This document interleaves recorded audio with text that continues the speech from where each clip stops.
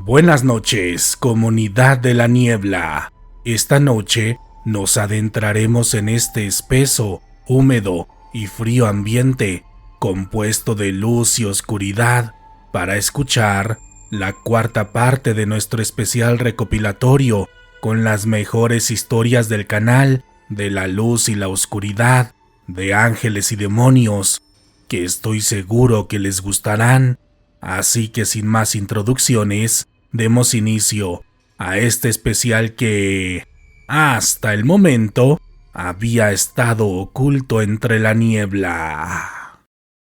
Desde que tengo uso de memoria, mi abuelita siempre ha estado en todos mis recuerdos, como cuando era niña y comía sopa en la cocina, mientras ella guisaba y me contaba decenas de historias, las cuales eran tan fantásticas como cualquier caricatura del momento.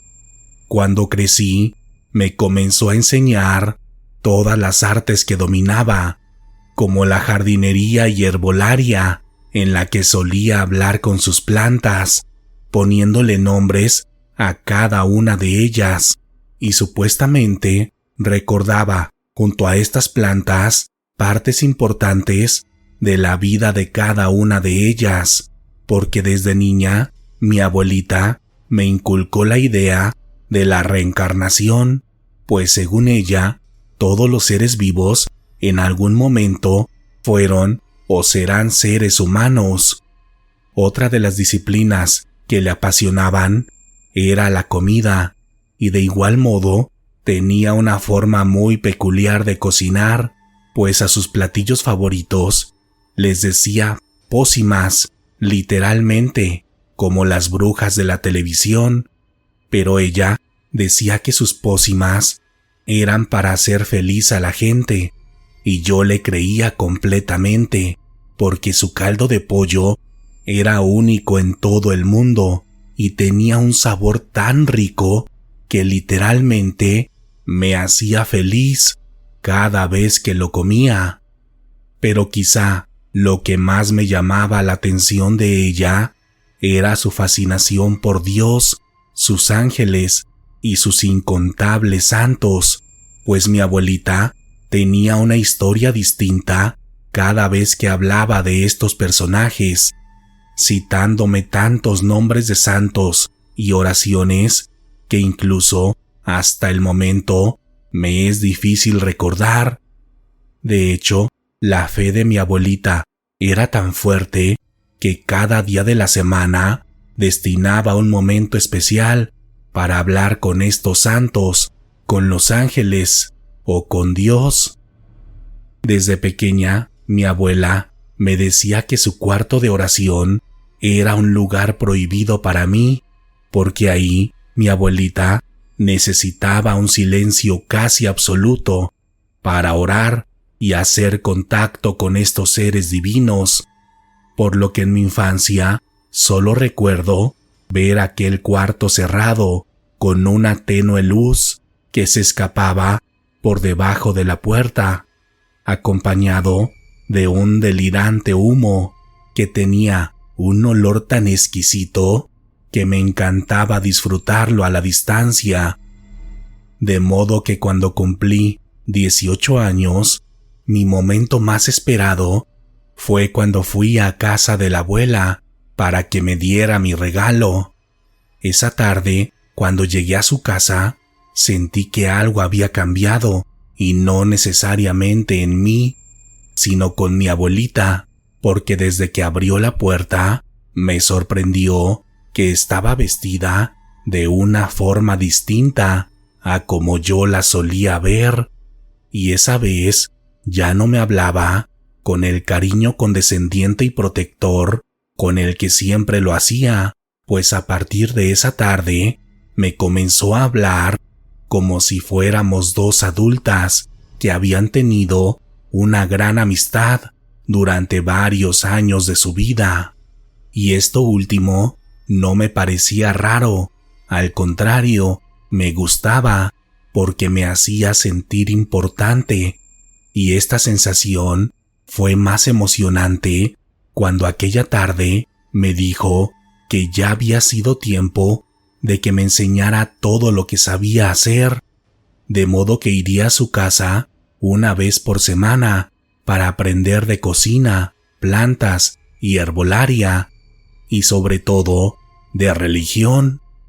Sé que esto podría parecer extraño para muchas personas, pero en mi caso había crecido admirando todo lo que hacía esa mujer y todo su conocimiento, incluida la religión, y todo eso me parecía fascinante, además de que siempre había tenido la idea de que todo aquello me podría servir en el futuro, y quizá podría aprender a vivir de ello, porque algo que no les había contado es que la casa de la abuela era la casa más grande y lujosa que he conocido. De hecho, las personas que vivían alrededor solían hablar mucho de ella, siempre con mucha admiración y respeto, y en mi caso, eso era algo que quería vivir, porque me llamaba la atención no solo el conocimiento, sino también la riqueza y excentricidad con la que vivía mi abuela. Desde las primeras clases que tuve con ella, entendí de inmediato que no estaba equivocada cuando era niña, porque en verdad tenía un conocimiento superior sobre todos los temas que me enseñaba. En el caso de la cocina, hacía todo un ritual para hacer cada platillo o pócima, desde comprar o cortar los ingredientes hasta el punto de calor y sabor de cada uno de ellos.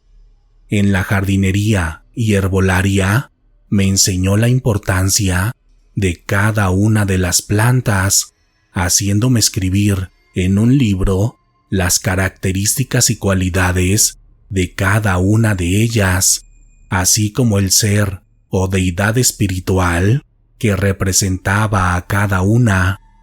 En estos dos temas, desde el principio, las clases eran tanto teóricas como prácticas, por lo que en el caso de la cocina, tuve que hacer comidas para algunos de sus invitados, familiares o amigos, y siempre con una intención de por medio. Por ejemplo, recuerdo un caso en específico, cuando tuve que hacer una comida para una mujer adinerada, con quien mi abuela estaba negociando la compra de una casa. Esa vez, mi objetivo era hacer una comida especial para que la mujer fuera dócil y recibiera la oferta de mi abuelita de forma positiva.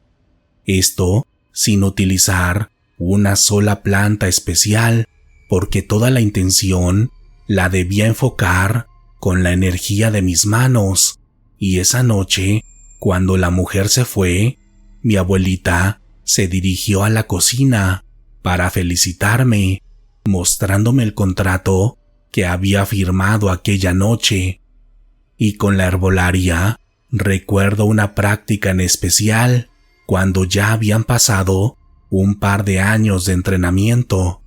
Esa vez fuimos al campo para atrapar a un animal, en específico, un pequeño conejo, al cual yo debía atrapar sin la ayuda de ninguna arma, trampa o herramienta que pudiera dañar al animal.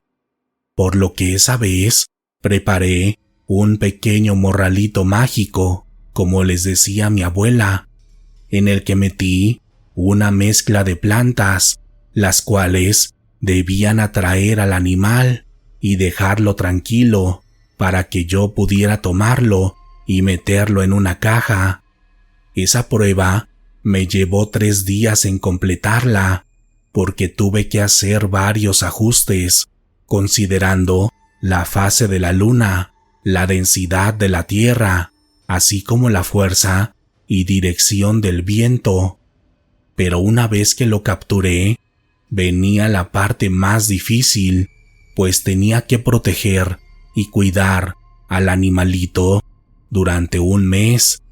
durante el cual lo alimentaría, pero también le daría un tratamiento herbolario que supuestamente debía despertar el alma dormida que vivía en él. Honestamente, esta prueba la hice sin entender realmente a lo que se refería la abuela, por lo que solo me centré en cumplir con cada uno de los pasos del procedimiento, en el cual también estaba el hablarle todas las noches a aquel conejo para contarle algo de mi vida. En los primeros días no noté nada extraño, porque aquel conejo solo vivía feliz, con los cuidados extremos que le daba, pues cada una de sus comidas eran especiales y remitían más a la alimentación de un ser humano que a la de un animal. Pero una noche en específico, justo una semana antes de que terminara el mes de práctica, noté que la mirada del conejo era distinta, así como la forma en la que se comportaba, pues ahora el animal estaba demasiado quieto y sus ojos tenían algo distinto que no puedo explicar. Pero cuando le hablé por el nombre que le había dado para contarle lo que me había pasado en el día, el animal me volteó a ver con una angustia que representa el momento exacto en el que los seres humanos nos enteramos de nuestra propia mortalidad, porque aquel animal literalmente me decía muchas cosas solo con la mirada, así como sus patas, pues intentaba, de una forma rara, actuar como humano, como un humano que estaba atrapado en el cuerpo de un animal. Esa noche me asusté mucho con aquel resultado, pero aún así cumplí con mi tarea, relatándole lo que había acontecido en mi vida, mientras aquel animal intentaba decirme algo, no solo con la mirada, sino también haciendo unos ruidos extraños con su hocico, literalmente como si quisiera hablar. Esa última semana, el animal siguió cambiando de comportamiento, pues en él comencé a percibir cómo crecía su conciencia y junto a ella cómo se desarrollaba el miedo, la vergüenza y por unos momentos la lujuria, porque ahora debía tapar la jaula cuando me cambiaba para dormir o cuando salía de bañarme, porque el animal me veía de una forma incómoda y lasciva. A la mañana siguiente del día 30 de la práctica, llevé al conejo a la casa de la abuela. Cuando me senté en la sala, me pidió que pusiera la jaula en su mesa de centro y de inmediato se acercó a él, mirándolo detenidamente, mientras el animal parecía asustado por aquella situación. Después de verlo durante varios minutos, como si buscara un tipo de señal, mi abuela me dijo: «Su alma está ahí, la puedo ver. ¡Felicidades! ¡Lo lograste!». Aquella situación me hizo sentir más incómoda que feliz, porque no entendía qué era lo que había logrado, porque el animal ahora parecía preocupado e infeliz. Pero aún así, fingí felicidad y agradecimiento, como si fuera consciente de lo que acababa de hacer. Esa tarde, mi abuela festejó aquel logro con un pastel y un té, mismos que olfateé antes de consumir, pues esa era una de las enseñanzas principales, ya que mi abuela siempre me decía que no debía confiar ni en mi propia sombra. Al día siguiente de este logro, mi abuela me había dicho que comenzaríamos con el estudio de la religión, la cual, según ella, era la más importante, porque era el hilo conductor de todo lo que me había enseñado, así como el origen no solo de su conocimiento, sino también de su riqueza. De modo que esa noche me dormí muy emocionada por lo que estaba a punto de aprender, pero al día siguiente, a primera hora, recibí una noticia que cambió mi vida por completo, porque en ella mi madre me informaba que la abuela había muerto en algún punto de la noche anterior. Cuando llegué a su casa, el ambiente era propio de este tipo de eventos, y en la mesa de centro aún estaba la jaula con aquel conejo, pues supuestamente debíamos regresarlo al campo el próximo fin de semana. Todo aquello me dio mucha tristeza y me dolió todo lo que debe doler este tipo de procesos. Pero al día siguiente, cuando todo había pasado y cuando fui a la casa de la abuela para recoger unas cosas, en el cuarto en el que me solía quedar sobre mi cama, vi una carta cuyo sobre estaba sellado con cera y con mi nombre en él. Cuando vi aquel sobre, me dio mucha nostalgia, porque cuando lo tenía en mis manos, pensaba en la soledad de mi abuela, pese a su riqueza, y en que quizá en todo este tiempo sí estaba consciente de su salud, y en específico que su muerte estaba próxima a suceder.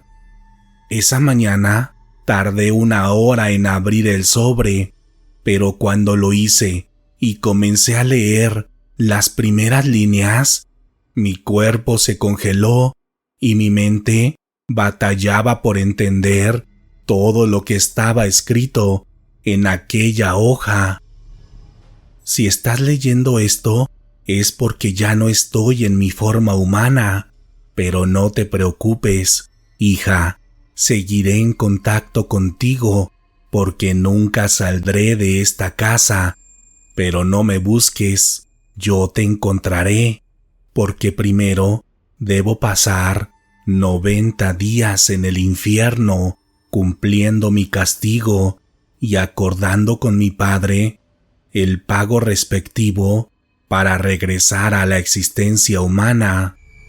Sé que esto que lees te sorprende, pero no te preocupes, es normal. Yo también me asusté cuando supe el origen de mi naturaleza. Ahora, en esta vida, tú debes ocupar mi lugar. Por ello, te he dejado todas mis pertenencias, desde las más banales, como mi dinero y propiedades, hasta el conocimiento que ya te compartí y el que estás a punto de descubrir. Para ello, debes mudarte a esta casa en los próximos 3 días, o los espíritus querrán reclamarla como suya, y ni tú ni yo debemos permitir que eso suceda.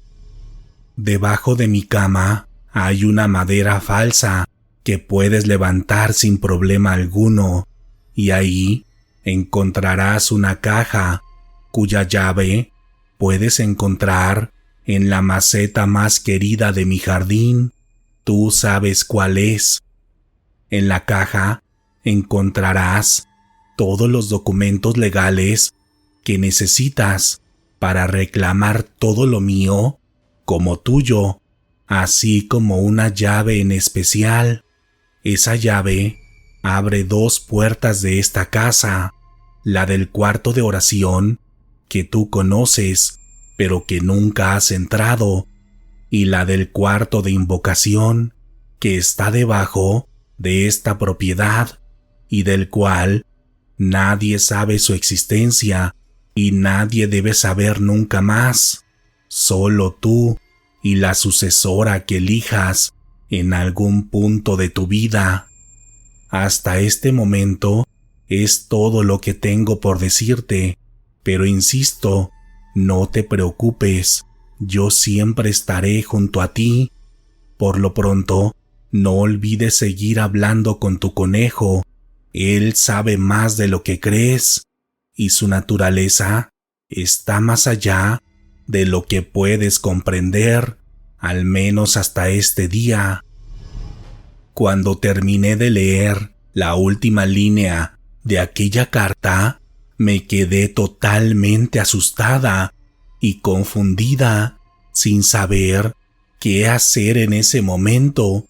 porque por un lado quería salir corriendo y huir lo más lejos de todo eso, pero por otro quería saber más, porque tenía la esperanza de que todo esto fuera un malentendido o alguna broma de parte de las personas que se querían quedar con alguna parte de su fortuna,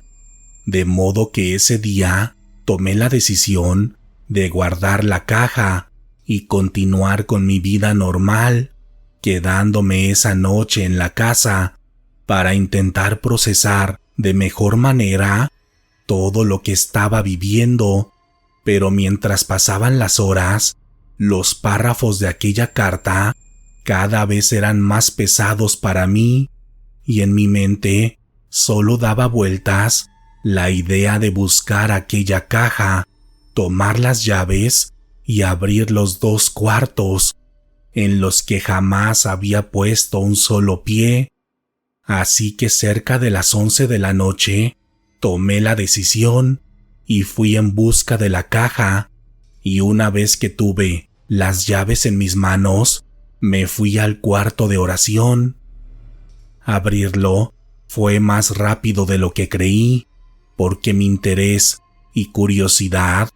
eran más fuertes que el simbolismo familiar de lo que aquel cuarto representaba, y cuando lo abrí, simplemente no podía creer lo que estaba frente a mí, porque en su interior había una cantidad incontable de figuras religiosas, reliquias y libros que, por la forma en la que estaban resguardados, era evidente que se trataba de objetos caros y posiblemente invaluables. Lo más impresionante de aquel cuarto era el enorme Cristo que estaba en el centro del mismo, el cual parecía estar elaborado de un tipo de madera que imitaba casi a la perfección la imagen y la textura del cuerpo humano, lo que hacía que aquella obra fuera hermosa, pero al mismo tiempo perturbadora, sobre todo por sus ojos, los cuales también parecían ser completamente reales. Enfrente de la enorme cruz había 3 viejos atriles, cada uno con un enorme y antiguo libro, los cuales, al acercarme lo suficiente, me percaté que se trataba de 3 Biblias, pero no las que todo mundo conoce. Una de ellas estaba conformada por todos los libros apócrifos que se mantienen en secreto. El otro era una versión distinta, escrita por un ser cuyo nombre me es difícil de pronunciar y, según el texto, nunca debe decirse en voz alta. Y el tercero era una interpretación propia del linaje al que pertenecía mi abuela, y en este último estaba descrito a detalle el valor de cada una de las piezas que había en aquel cuarto. Al interior del mismo, contrario a lo que puedan creer, se sentía una energía de paz, incapaz de replicarse en cualquier otra parte de la casa, por lo que esa noche me quedé un rato ahí, hojeando los libros, con los guantes y el cuidado que merecen este tipo de documentos. Y también aproveché el sitio para rezar por el alma de mi abuela y para que no fuera cierto el destino que ella misma había descrito en aquella carta. Después de eso, me salí del cuarto de oración y me dirigí al cuarto de invocación, del que ni siquiera sabía de su existencia, y al ver su ubicación descrita en aquella carta, me quedaba claro que nadie podría encontrarlo. En este sentido, solo diré que su acceso era sumamente complicado, casi imposible para un cuerpo que no fuera semejante a la complexión que tenía mi abuela o a la que tenía yo, y su localización estaba muy por debajo de la tierra, en un lugar imposible de imaginar. En este caso, sí dudé mucho en abrir la puerta una vez que estuve frente a ella, porque a esta altura de mi vida ya suponía muchas cosas de lo que ocultaba la abuela, pero por otro lado, algo dentro de mí sabía que era mi responsabilidad abrirla y descubrir lo que había dentro de ese cuarto, así que con la mano temblorosa metí la llave y abrí aquella vieja puerta de madera. Cuando lo hice, en resumen, les puedo decir que encontré totalmente lo opuesto a lo que había visto en el cuarto de oración, pues en este sitio también había figuras que claramente hacían referencia a demonios, unos populares y conocidos por todos ustedes, pero los otros eran de un origen completamente desconocido para las masas, pero muy valiosos para ciertos grupos de personas que suelen tener poder y control. En el interior también había libros, mejor conocidos como grimorios, los cuales contenían una gran cantidad de información y energía que podrían afectar el espacio vital de una persona normal con el simple hecho de tenerlos en sus manos. Este cuarto era mucho más grande que el cuarto de oración, debido a que, tal como lo decía su nombre, su principal objetivo era la invocación, y para ello disponía del espacio y elementos suficientes para esta actividad. De hecho, mientras estuve en este cuarto, por primera vez pude notar la presencia de varias sombras que se desplazaban por todo el espacio de aquel cuarto, pero en específico, lo que llamó más mi atención fue un enorme espejo de color negro, en el cual no me sentía segura cuando veía mi reflejo, porque podría jurar que cuando me veía en él podía ver otra versión de mí del otro lado, una versión más malvada y violenta. Esa noche no pude dormir, intentando procesar todo lo que había vivido y de todo lo que me había enterado, además de que durante toda la noche no podía concentrarme, porque el conejo que seguía en la sala hacía un extraño ruido, como si intentara llamarme por mi nombre, lo que me hizo sentir que me estaba volviendo loca y que no podría soportar todo el peso que me había dejado mi abuela a través de aquella maldita carta que nunca debí leer. Sin embargo, también había algo dentro de mí que sentía cierta emoción por el simple hecho de saber que aquella casa y la riqueza de mi abuela serían totalmente mías, pero sobre todo me volvía loca la posibilidad de aprender todo lo que me faltaba por saber del mundo religioso o espiritual. Así que en los días siguientes me mudé a la casa intentando aceptar mi destino.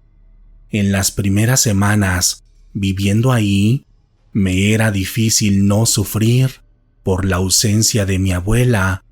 además de que en ciertos momentos sentía que todo aquello era mucho para mí, porque pese a que contaba con personas que me ayudaban con la limpieza y el mantenimiento, sentía que aquella gran casa era algo demasiado pesado para un alma atormentada como la mía.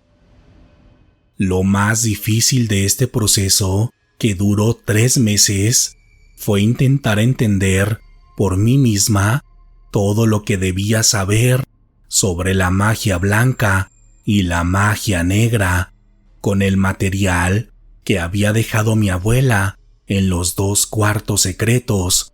además de aquellas pláticas con mi conejo, porque ahora aquel ser ya no tenía un alma animal dentro de él, sino más bien un tipo de alma demoníaca que, según el grimorio, era mi animal familiar,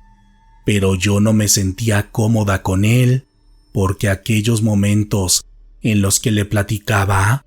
me perturbaba la idea de ver sus ojos,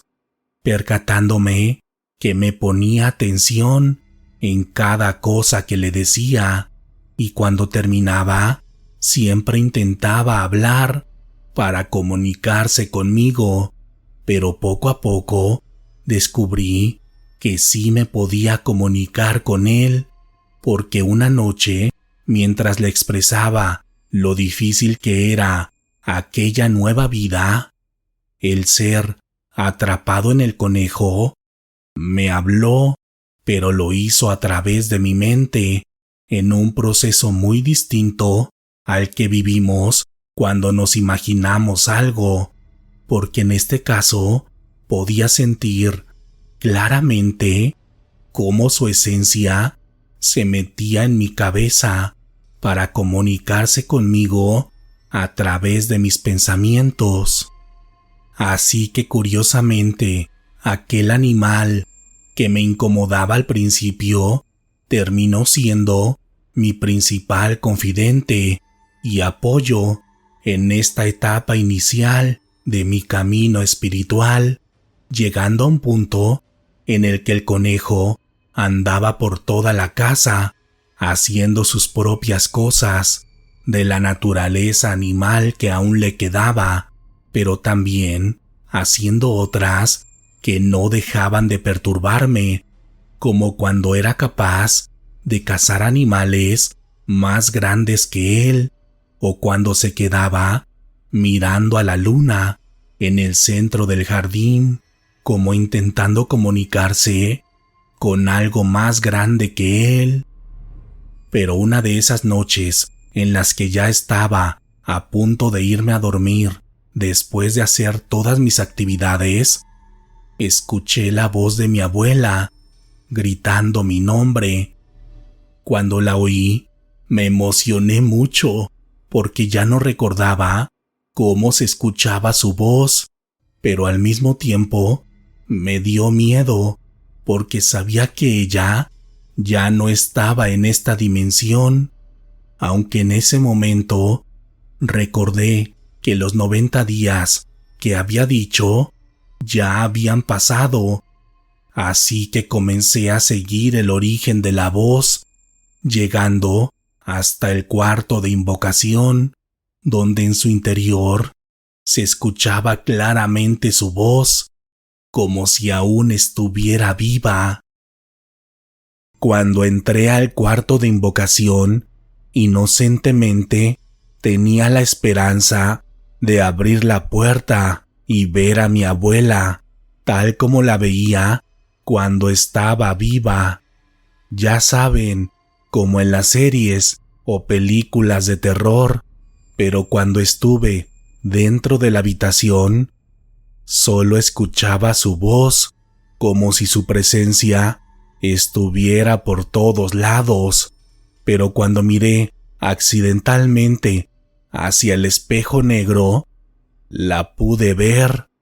aunque no como me la imaginaba,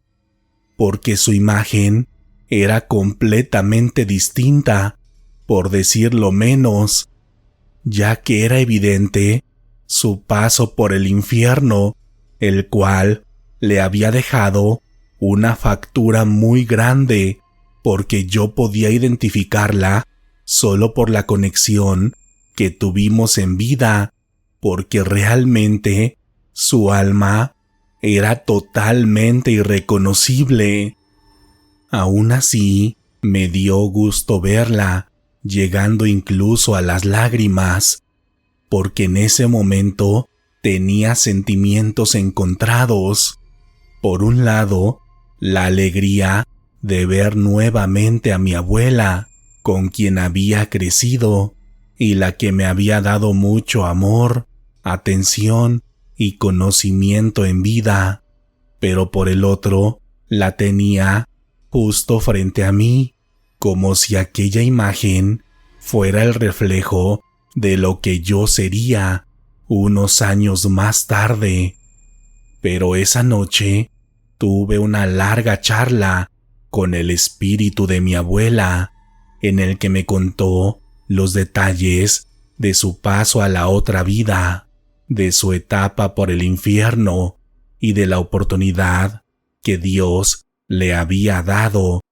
para ver toda su vida y su legado en un solo momento y al mismo tiempo, porque en el otro mundo no existe el tiempo ni el espacio tal como lo percibimos cuando estamos en vida en este cuerpo humano.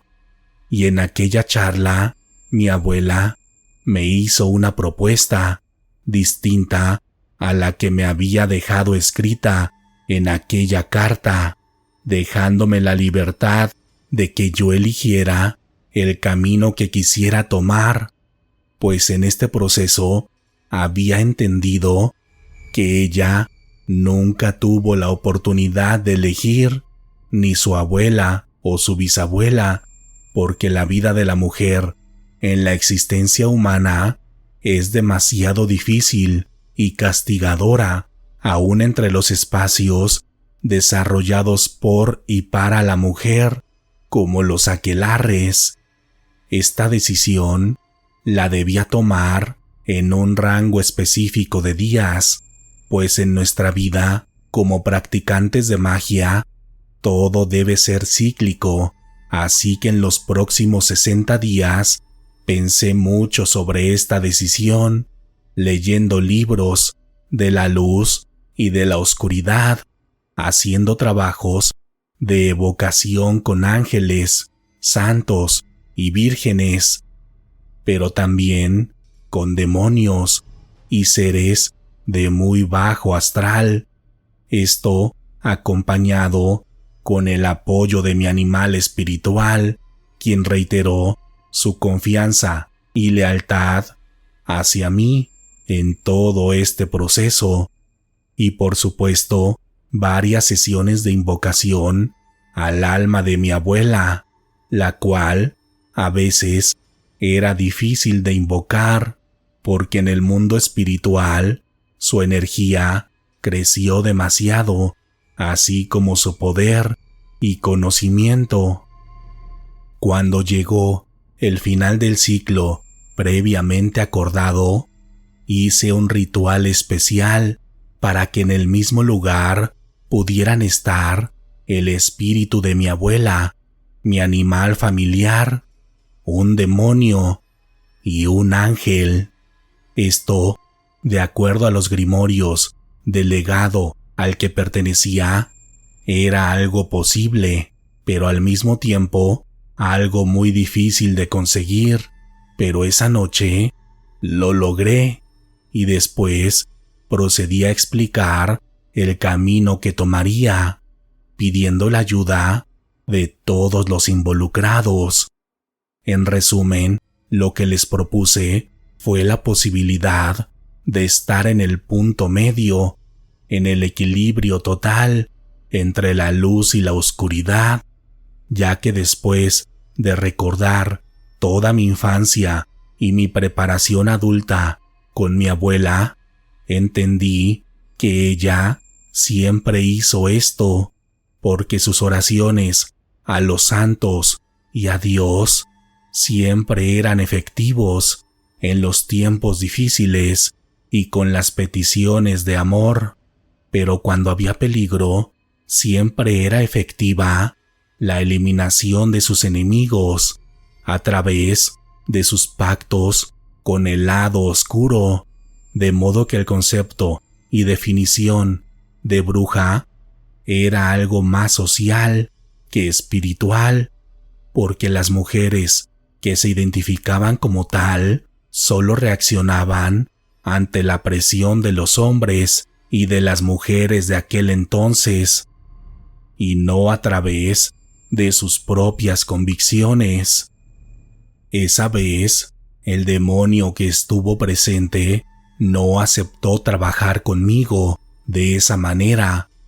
pero 1 año y medio después logré invocar al correcto, el cual me ofreció su apoyo en este camino espiritual. Así que a partir de ese momento comencé a perfeccionar mis conocimientos en cocina, herbolaria, magia negra y magia blanca, para después proceder a vender varias propiedades de las que me había dejado mi abuela, para comenzar a trabajar de forma más discreta para hacer el bien desde la protección de las sombras. Y con el paso de los años desarrollé un tipo de escuela, por llamarla de algún modo, en la que comencé a preparar a hombres y mujeres quienes tenían el don, para que después ellos se metieran entre las grietas de la sociedad, ya fuera en el lado bueno o en el malo, para profesar las enseñanzas de nuestra nueva escuela, regresando al proceso dual que existía desde antes de la institución de la fe. En el proceso se unieron más seres, curiosamente, del lado oscuro, porque los ángeles son seres difíciles de tratar, porque no son ni se ven como ustedes creen, ya que su relación con los humanos es más un deber que algo natural, aunque hay varios de ellos que ya han logrado una conexión con nosotros, pero hay otros tantos que siguen considerando a la humanidad como la creación más malagradecida que Dios creó. Después de 10 años aproximadamente, mi escuela creció y mis alumnos, en su mayoría huérfanos o personas de bajos recursos, comenzaron a escalar entre varios rubros de la sociedad, llevando la idea de dualidad a todas partes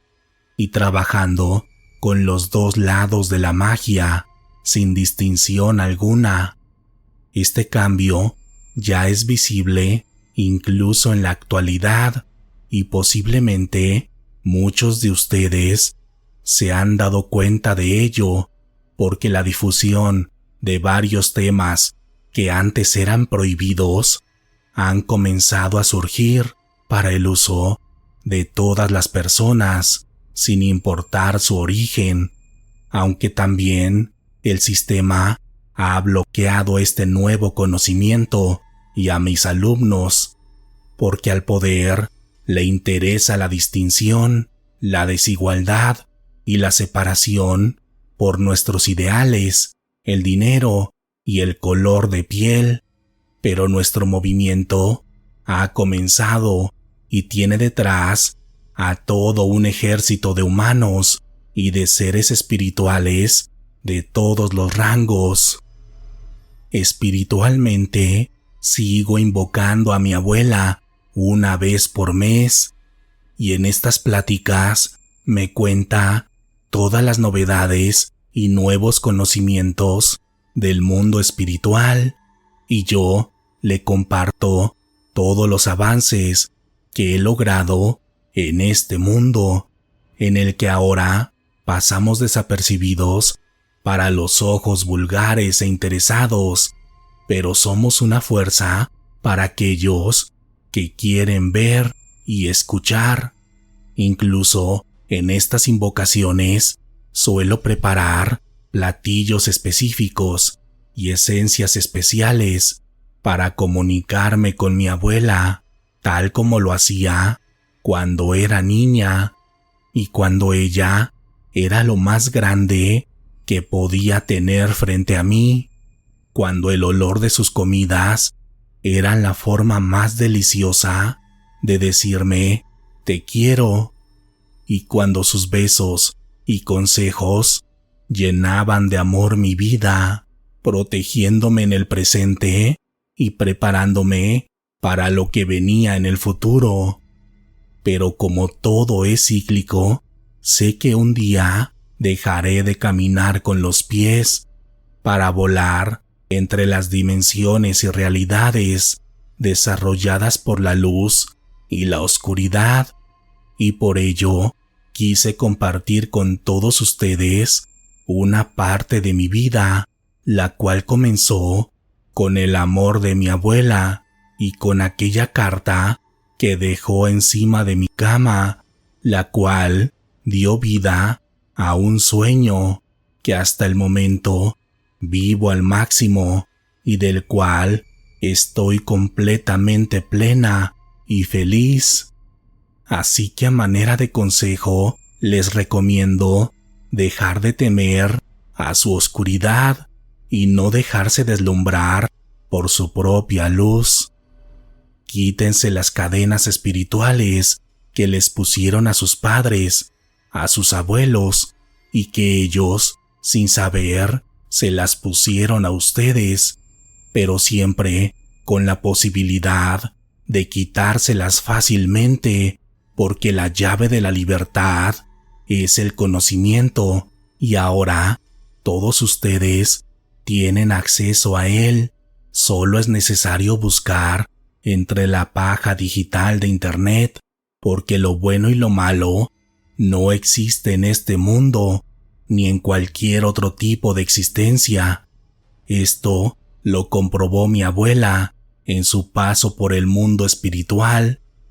y esa es la mayor mentira de este mundo, para que ustedes no puedan llegar al final del arco iris,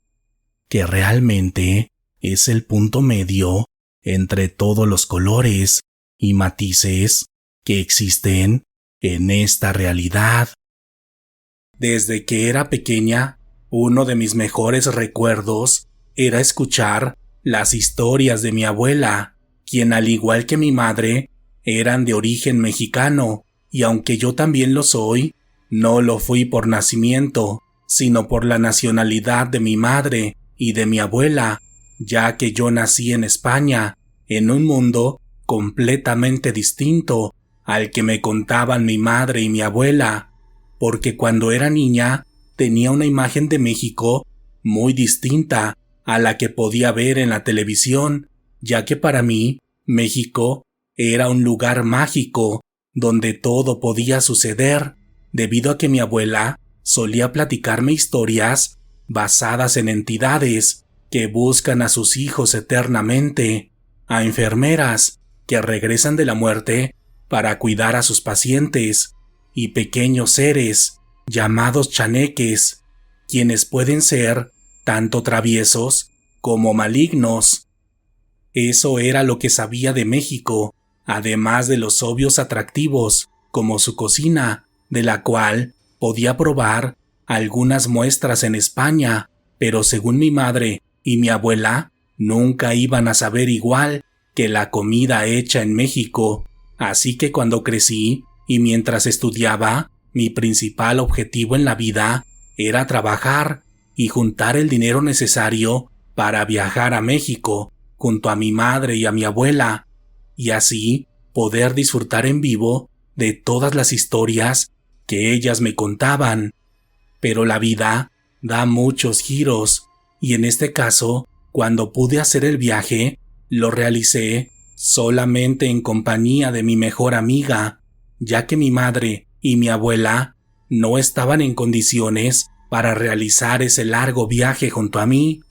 Así que con ese detalle llegué a México en el mes de octubre, con la intención de pasar 3 semanas en este país, en el que visitaría la mayor cantidad de lugares posibles, para después regresar a España y contarle todas mis aventuras a las 2 mujeres más importantes de mi vida.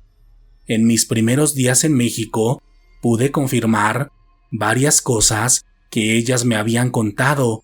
aunque honestamente muchas de ellas eran más atractivas en mi imaginación, ya que al igual que España, México tiene muchas zonas peligrosas, y para los turistas, las grandes ciudades, como la Ciudad de México, pueden ser una ruleta de experiencias, por lo que siempre te tienes que cuidar, pero insisto, eso mismo pasa en ciudades como Madrid, así que eso no me preocupaba tanto, y solo me dispuse a disfrutar de la magia de este país.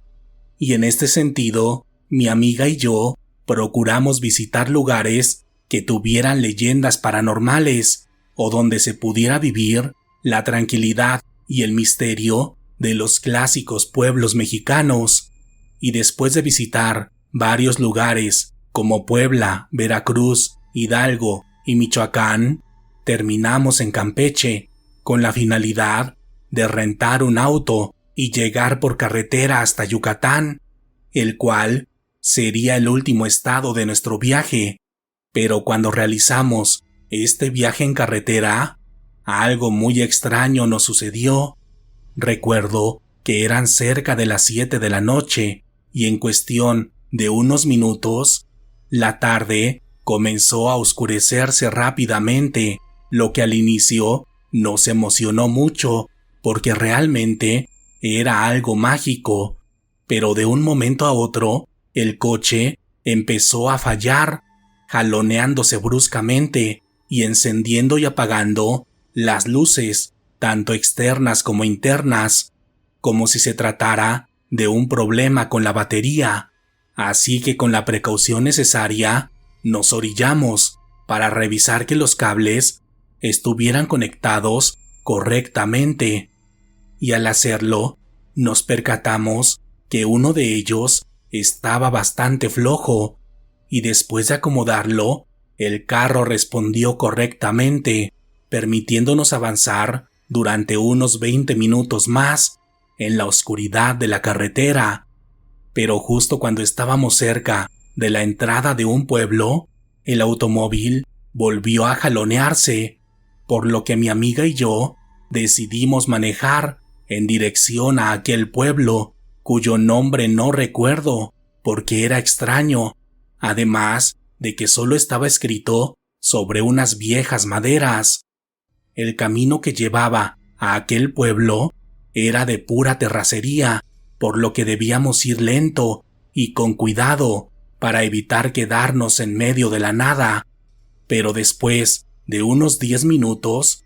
a lo lejos se alcanzaban a ver una serie de luces que nos indicaban que ya estábamos cerca de aquel lugar. Sin embargo, por las condiciones del entorno, estábamos seguras que aquel pueblo no tendría un hotel para hospedarnos, pero lo único que queríamos era llegar a un lugar seguro donde pudiéramos descansar.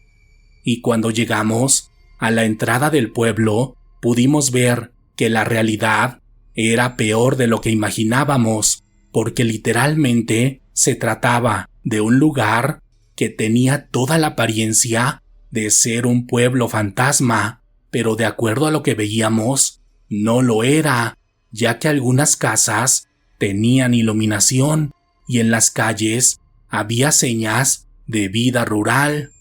Incomodadas por la situación, circulamos a vuelta de rueda por lo que parecía ser la calle principal de aquel pueblo, cuyas casas sí tenían iluminación, pero en ninguna de ellas pudimos ver a una sola persona para preguntarle sobre algún lugar en el que nos pudiéramos quedar.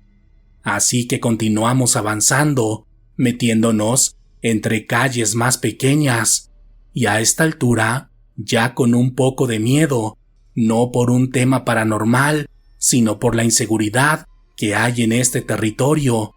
Pero después de salir de una serie de callecitas, a lo lejos pudimos ver lo que parecía ser una vieja y descuidada cancha de fútbol, la cual, a lo lejos, parecía estar muy iluminada, y cuando nos acercamos más, pudimos ver las siluetas de algunas personas, por lo que estábamos seguras que en aquel lugar encontraríamos la ayuda que tanto estábamos buscando. Pero mientras nos acercábamos cada vez más, nos percatamos que aquellas personas eran cerca de 50 y tenían una estatura muy baja, con cuerpos infantiles. Y cuando llegamos, pudimos percatarnos que no se trataba de personas adultas, sino de varios niños, quienes estaban parados con la cabeza mirando hacia arriba y formando un círculo en medio de aquella cancha de tierra. Cuando vi aquello, no entendía qué era lo que estaba sucediendo, aunque basada en las historias de mi abuela, pensé que se podía tratar de alguna extraña costumbre local. Así que con eso en mente, me bajé del coche y junto a mi amiga comenzamos a caminar en dirección a aquel grupo de niños. Pero mientras lo hacíamos, de inmediato nos percatamos que aquello no era normal y que no tenía nada que ver con ninguna costumbre de este ni de ningún país del mundo, porque todos los niños estaban vestidos de la misma forma, con un pantalón negro y una camisa blanca, y absolutamente todos tenían la misma apariencia, sin importar si se trataba de niños o de niñas, porque literalmente tenían la misma cara, complexión y altura, y sus facciones eran ajenas a las personas locales, ya que todos eran rubios y con ojos azules, parecidos a los niños alemanes o finlandeses, los cuales, pese a nuestra presencia, seguían con su mirada fija en el cielo, como si estuvieran esperando la llegada de algo. Al ver esto, mi amiga y yo nos volteamos a ver, muertas del miedo, y en silencio, procurando no hacer ruido con nuestros pasos, comenzamos a retroceder, sin dejar de ver a estos extraños niños, quienes parecían estar bajo un tipo de hipnosis, porque en ningún momento nos voltearon a ver. Era como si ellos y nosotras estuviéramos en distintas realidades.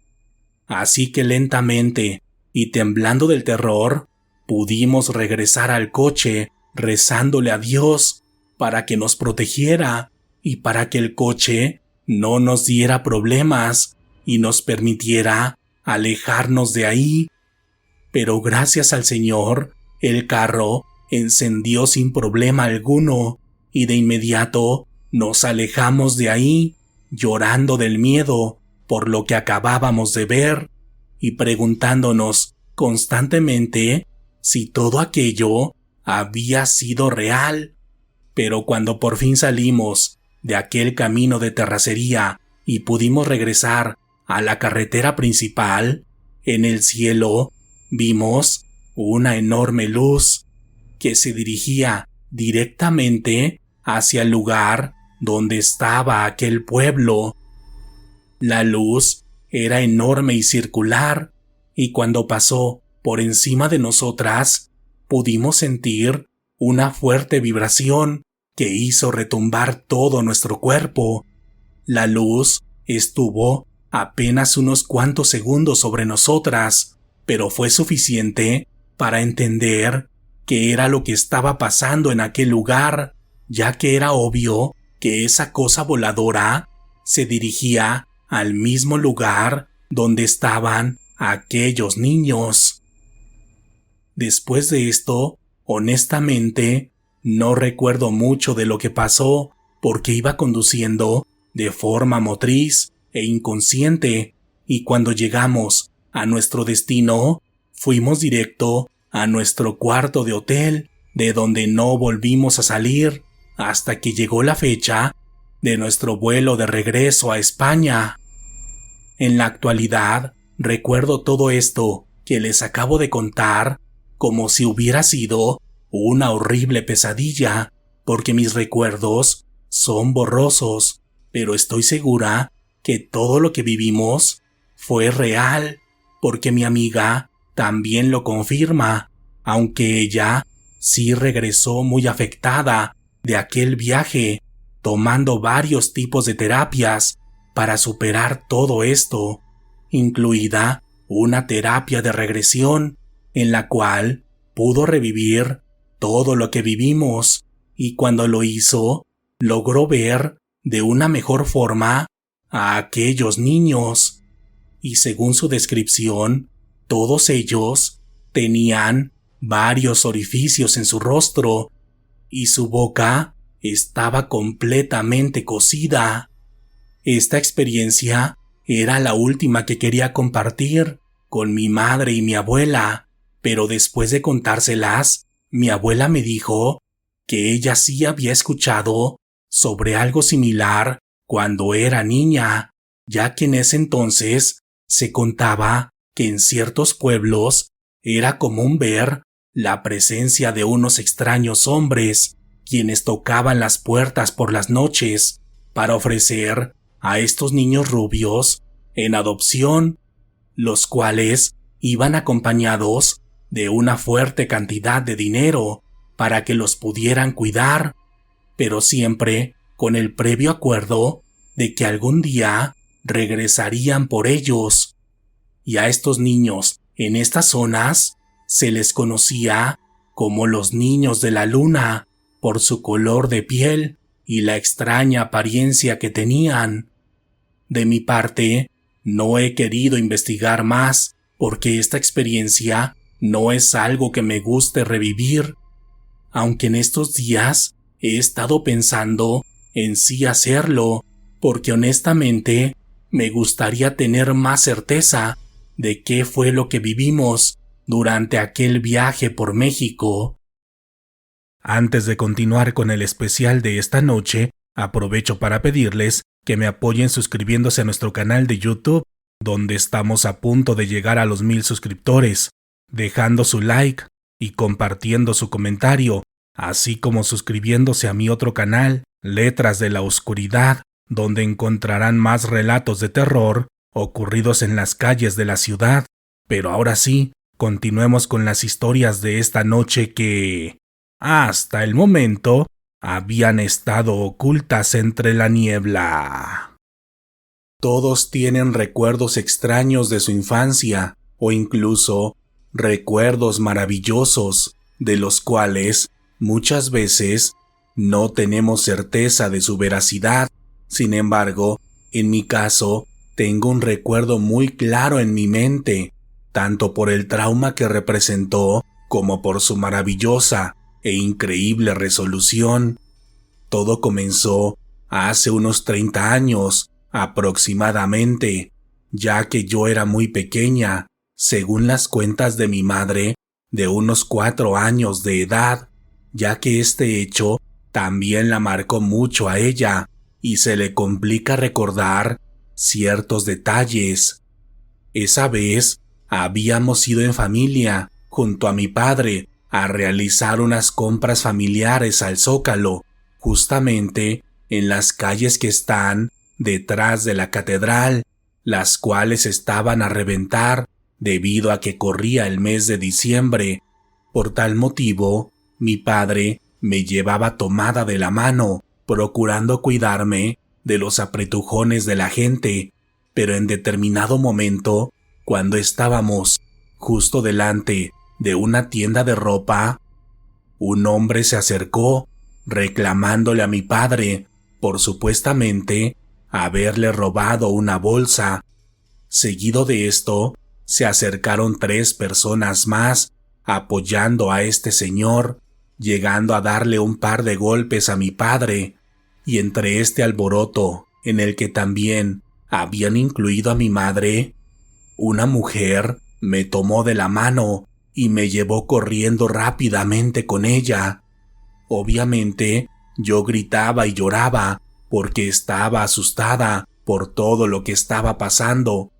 pero la mujer me tapó la boca y me cargó, por lo que desde ese momento solo recuerdo las luces de Navidad, los gritos de los vendedores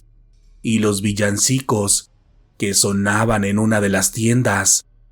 Después de esto, tengo mis recuerdos en negro, según lo que supe después, porque me administraron un tipo de somnífero que me hizo dormir durante varias horas.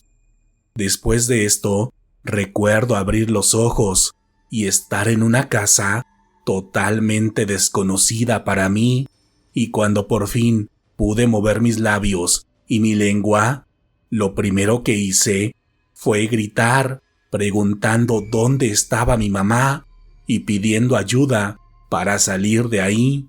Pero minutos después llegó otra mujer de avanzada edad, quien usando groserías me dijo que me callara, que mi madre me había regalado con ellos y que a partir de ese momento les pertenecía y que podían hacer lo que quisieran conmigo. En aquella casa pasé los 3 peores días de mi vida, ya que solo me daban lo básico para comer y en general recibía ataques físicos y verbales intentándome convencer de aquella horrible idea para que me callara y dejara de preguntar por mi madre o por mi padre. Pero en mi interior sabía que eso era mentira, que ellos serían incapaces de hacerme eso, por lo que acepté callarme para portarme bien y que no me hicieran daño. Pero en mi interior seguía pensando que ellos mentían y que mi madre y mi padre seguramente me seguían buscando. Pero días después, no tengo claro si fue una semana o 2, una de estas mujeres me vistió con ropa nueva y me dijo que haríamos un viaje en el que debía callarme en todo momento, porque si gritaba o decía algo sobre mi madre, me iban a pegar muy feo cuando llegara a mi destino. De este modo, nuevamente fingí, actuando como si fuera muda, y horas después ya habíamos salido a la calle para ir rumbo a la central del norte de la Ciudad de México. Para ello, tomamos el metro, nuevamente abarrotado de gente, y yo solo volteaba silenciosamente para todos lados, pensando que quizá podía ver a mi mamá o a mi papá, pero justo cuando tenía más miedo y cuando pensé que llegaríamos a la central y que aquella señora me llevaría lejos de la ciudad, sentí una mano cálida que tocó mi hombro y después, con una voz que nunca olvidaré, me dijo: «Hola Andrea, ¿cómo estás? Tu mamá te está buscando. Qué bueno que te encontré para llevarte con ella». Al principio creí que se trataba de otra persona mala, como las que me habían llevado días atrás, pero cuando la volteé a ver, sentí un amoroso calor en mi pecho, lleno de amor, porque aquella mujer era muy bonita, alta y delgada, pero su carita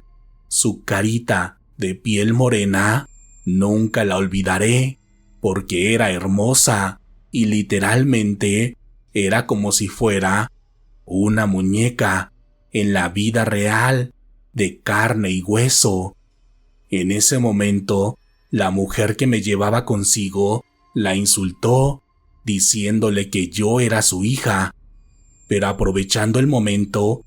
jalé mi mano y comencé a gritar, diciéndole que ella no era mi mamá, que me había robado,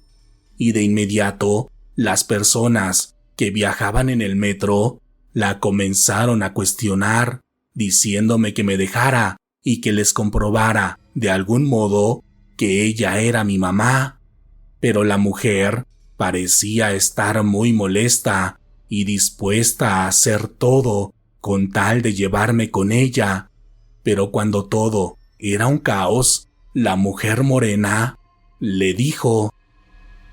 «Dame a la niña, Yolanda. Sé que no es tuya. Tu abuela Rita está muy decepcionada de ti». Y en ese momento, aún siendo una niña, me impresionó la forma en la que cambió el rostro de la señora que me había robado, porque sus ojos se llenaron de lágrimas e incluso el semblante de su rostro cambió, y apenada, entre lágrimas, se disculpó, diciéndole a todas las personas que había sido un malentendido y que se tenía que ir. Y cuando se abrieron las puertas del metro, aprovechó para salirse corriendo y alejarse de ahí. Después de este alboroto, la mujer morena me tomó de la mano y le explicó a todas las personas que ella conocía a mi mamá, diciendo su nombre y aclarándoles que me llevaría con ellos, mencionando incluso mi dirección completa, misma que yo corroboré porque mis padres siempre me habían enseñado a aprendérmela justo por una situación de emergencia. Esa tarde viajé en el metro, tomada de la mano de esa bella mujer, quien no hablaba mucho, pero cuando lo hacía, solo era para decirme que todo estaría bien, que estuviera tranquila, que pronto llegaríamos con mi mamá. Y yo, con mi inocencia de niña, le creía, pero también lo hacía porque podía sentir una hermosa paz cuando me llevaba tomada de la mano. La mujer, que tenía un bello aroma a rosas, después de salir del metro, me llevó caminando con ella hasta llegar a 3 cuadras de donde yo vivía, y en ese momento me dijo: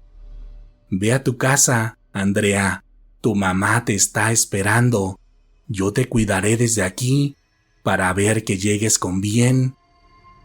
Y apenas dijo eso, me eché a correr, llorando de la emoción por ver nuevamente la calle donde vivía.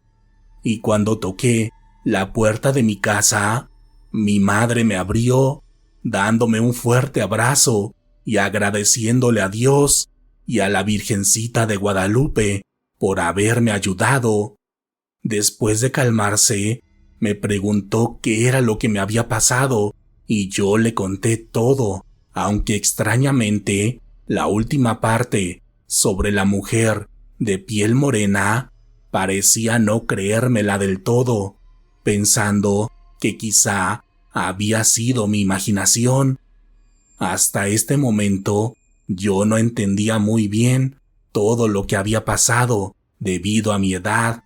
pero días después mi madre me llevó a la Basílica de Guadalupe para darle gracias a la Virgencita, y fue en ese momento, cuando vi las imágenes de la Virgen, que le dije: «Mira, mami, esa es la mujer que me ayudó». Cuando escuchó eso, mi madre me abrazó y volvió a llorar, agradeciéndole nuevamente a la Virgencita por el milagro,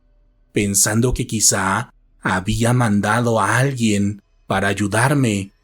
Pero lo extraño es que hasta ese momento Yo no había visto una imagen de la Virgen de Guadalupe con tanta cercanía, debido a que mi padre era creyente de otra religión y no le permitía tener imágenes católicas a mi mamá. Pero según lo que yo le contaba y lo que recordaba hasta ese momento sobre el rostro de aquella mujer, terminó por creerme, ya que lo que le describí era idéntica a la imagen de la Virgen de Guadalupe, solamente que en una persona real. En mi caso, conforme fui creciendo, me concienticé cada vez más sobre lo que viví, porque debido al trauma de aquel momento, no puedo olvidar todo lo que pasó,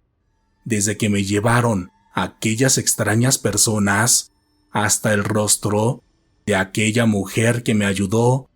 y sobre todo del calor que sentía en sus manos y su hermoso aroma. Pero también nunca olvidaré lo que le dijo a aquella mujer que me llevaba en el metro, porque era como si la Virgen realmente supiera sobre sus familiares fallecidos,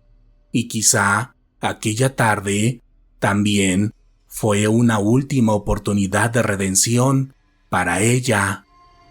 En la actualidad, soy muy creyente de la Virgen de Guadalupe y de todos sus milagros, porque mi vida es una prueba de ellos. Pero aún así, hasta el momento, no entiendo bien cómo sucedió este milagro, es decir, si realmente fue ella en persona quien me ayudó, o si existen ángeles bajo su mando que pueden tomar su forma para ayudar a las personas necesitadas, tal como lo hicieron conmigo. Gracias por escuchar el especial de esta noche, Exploradores de la Niebla. ¿Les gustaron los relatos que escucharon? Espero que sí. Me gustaría que me contaran cuál fue su historia favorita de esta noche.